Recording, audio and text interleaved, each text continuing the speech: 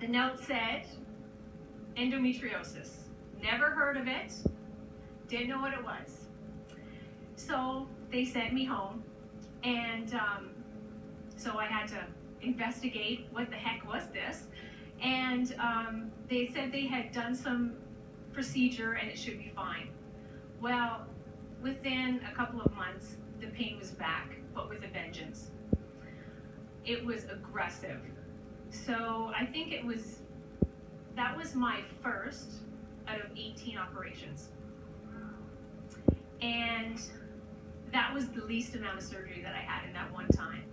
They used to joke around to me and say, they would take me into the operating room and say, we should have installed a zipper.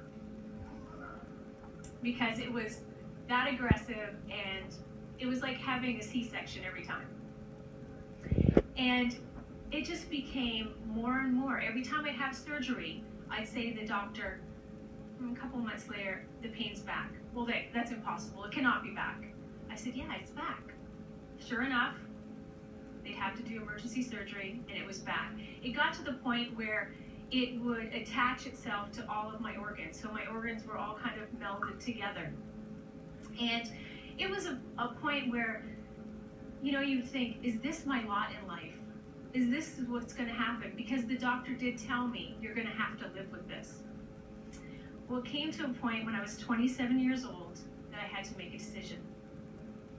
It was the hardest decision I've ever made in my life. There was a chance that if I had a full hysterectomy, that it could work. So I decided, well, my life was going on a downward spiral right then. So I thought, this is what I need to do. So I remember being wheeled into the operating room, and I remember sobbing. Because ladies, when we grow up, that's what we want, is a family. We want to have kids. And I felt like that moment, that hope was snuffed out. So I had the hysterectomy, and within a couple of months, that was my 11th surgery. I had another 7. It didn't work. So I tried experimental drugs that they had on the market. I tried going to different doctors. Something kept pushing me. Even after the doctor said, you're going to have to live with this, something kept pushing me. Now I know it was the love of God. But at the time, I just kept going. I felt like a machine. Okay, I'm just going to have surgery. No emotion. I just kept going. And then one of my cousins actually had a similar thing happen to her, and she had a really good surgeon. And she mentioned it to me, so I went to him. And within 3 surgeries, I was physically healed. I don't have any issues at all in that way. I actually got to go about 5 years ago to the surgeon that told me I would never be well. And he said, how are you? And I said, I'm healed, thank you.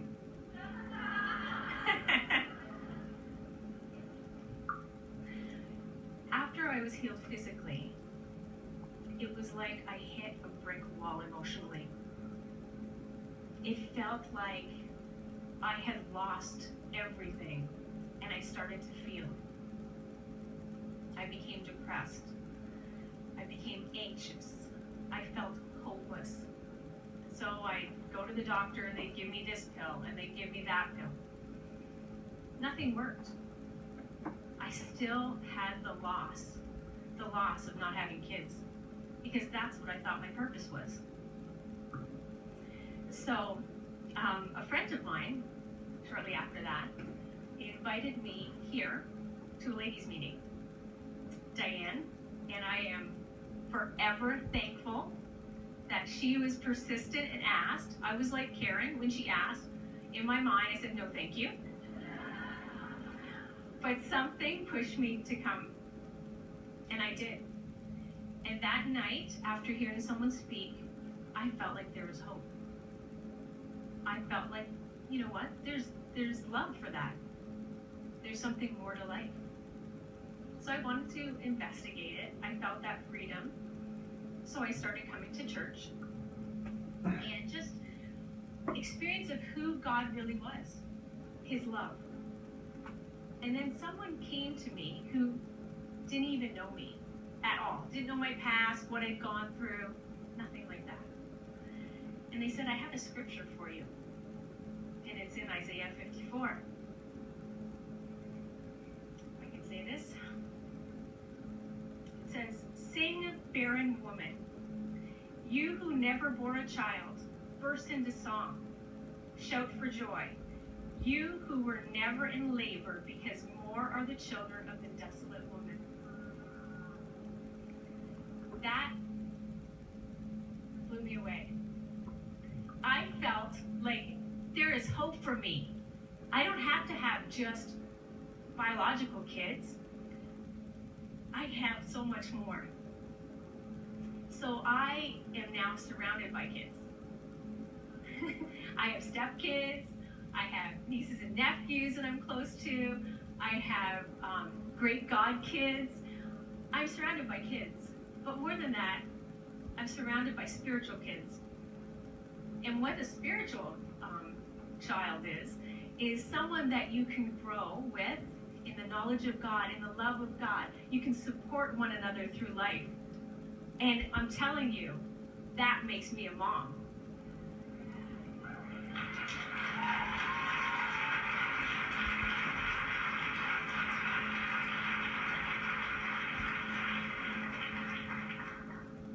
And it was during that time that I gained my confidence. I knew who I was. I started feeling that I could be exactly who God created me to be. And as I did that, I met my husband. We met actually here on a New Year's Eve service. We met over in the back, I remember, and he was chatting with me. And I thought, hey, this guy's pretty cute. How can I describe my husband and I? Okay, I'm going to date myself right now. How many of you know Green Acres? Yes? I am Ava. And he's the farmer. So we live on a farm on a small town called Troy. And there's a saying, God loves you unconditionally, but he loves you way too much to keep you where you're at. Because I had some things to get over.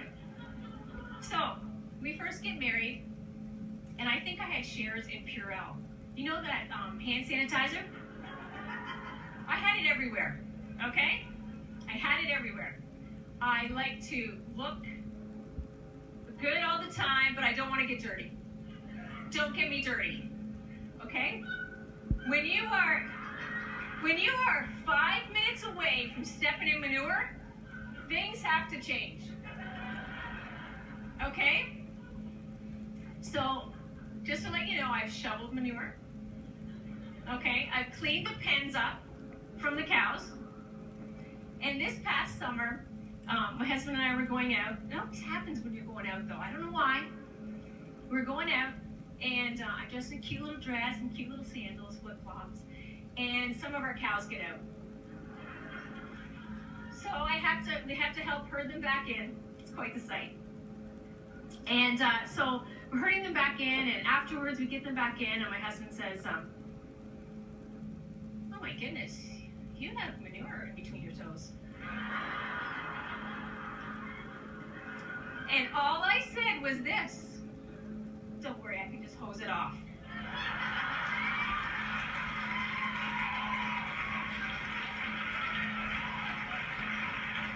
That's when I knew I had arrived.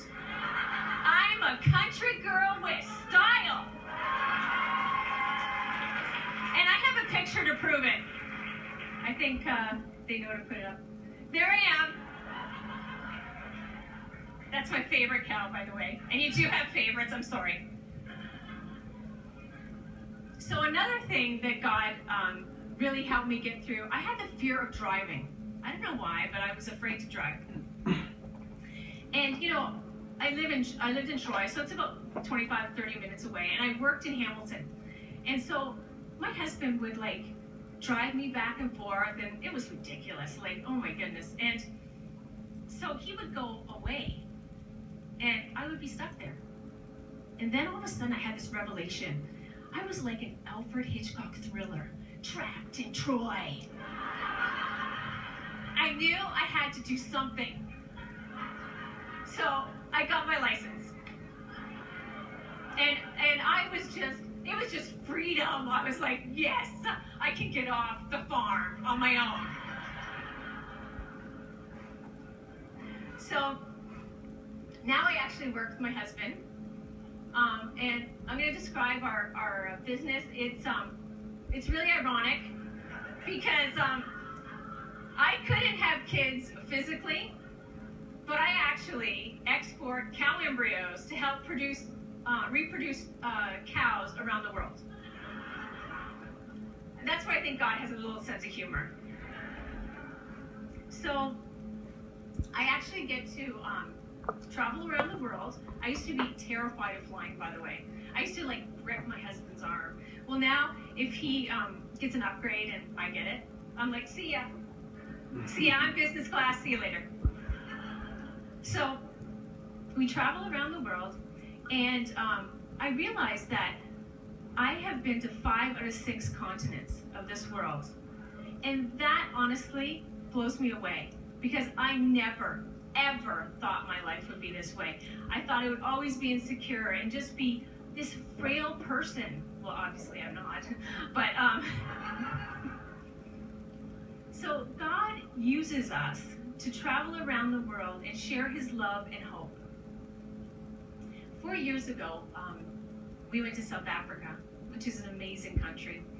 And I was able to meet this family, and they have 3 daughters. And so I really connected with them. So we kept in contact on Facebook back and forth. And the one girl I really connected with, she was about 12 or 13. So she's on Facebook. I see her on Facebook, and then I started noticing that I didn't see her very much on Facebook. So I thought that was a little odd. She's a teenager. She's usually on there. And so about a year later, I met her dad at a cow show in the U.S. That's what we do, is cow shows.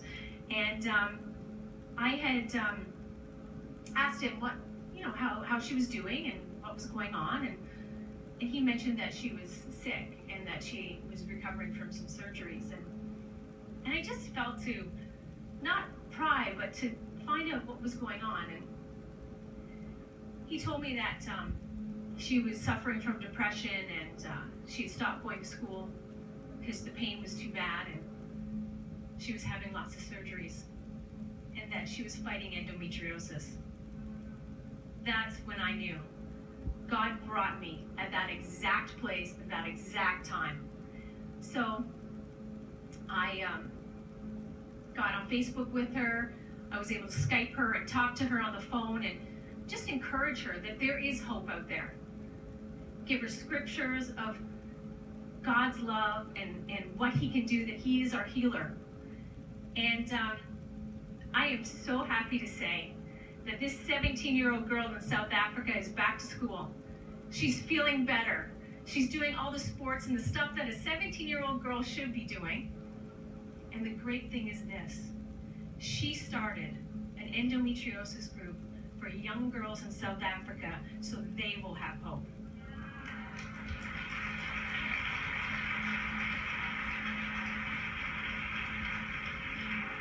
So no matter what you're going through, whether it's depression, whether you need healing, whether you are having problems in relationships or finances, whatever it is, God's love is enough.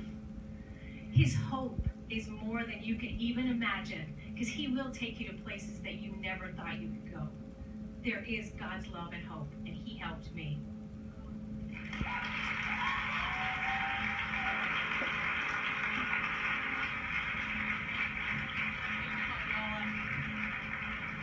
I'm just going to ask all the ladies that spoke if you can actually stay up with me and call them up. And I want you guys to show them your appreciation just their openness